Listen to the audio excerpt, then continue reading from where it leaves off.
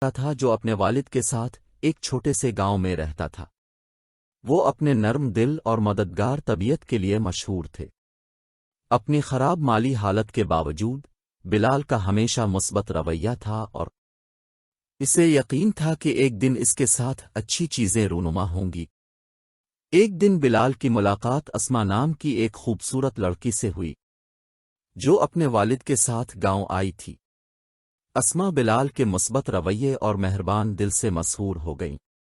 وہ جلدی سے دوست بن گئے اور ساتھ وقت گزارنے لگے۔ تاہم آسما کے والد کو ان کی دوستی منظور نہیں تھی۔ اس نے سوچا کہ بلال اپنی بیٹی کے لیے اچھا نہیں ہے اور اس نے اسے دوبارہ ملنے سے منع کر دیا۔ آسما دل شکستہ تھی لیکن اپنے والد کی خواہش پر عمل کرتی رہی۔ دن گزرتے گئے اور بلال کے مالی حالات خراب ہوتے گئے۔ اس کے والد بیمار ہو گئے اور ان کے پاس اتنے پیسے نہیں تھے کہ وہ طبی اخراجات ادا کر سکیں۔ ایسی سنگین صورتحال میں بلال کا مثبت رویہ ڈگمگا گیا اور وہ امید کھو بیٹھا۔ ایک دن اسما بلال سے ملنے آئی اور اسے اپنے والد کے منصوبے کے بارے میں بتایا کہ اس کی شادی ایک امیر آدمی سے کر دی جائے گی۔ وہ شادی نہیں کرنا چاہتی تھی لیکن اس کے والد اسے ایسا کرنے پر مجبور کر رہے تھے۔ بلال نے آسما کی آنکھوں میں اداسی دیکھ کر اس کی مدد کرنے کا فیصلہ کیا۔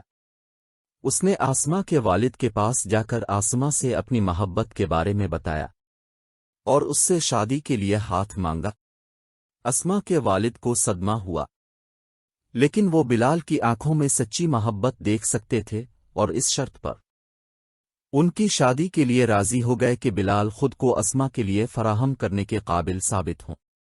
بلال نے اسے ایک چیلنج کے طور پر لیا اور سخت محنت شروع کر دی۔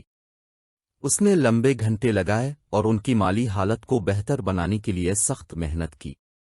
آہستہ آہستہ لیکن یقینی طور پر بلال کی محنت رنگ لائی گئی اور وہ اپنے والد کے طبی اخراجات کے لیے کافی رقم بچانے اور ایک نئی زندگی شروع کرنے کے قابل ہو گئے۔ اسما اور بلال کی شادی ہو گئی اور وہ ہمیشہ خوش و خرم رہنے لگے۔